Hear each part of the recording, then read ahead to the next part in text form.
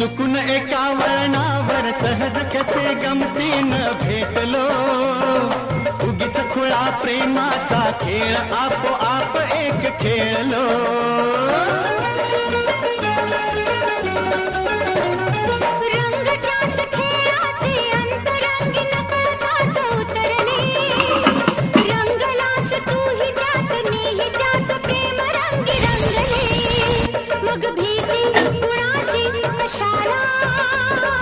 भीती कुणाची कशाला, भीती कुणाची कशाला, अगं भीती कुणाची कशाला.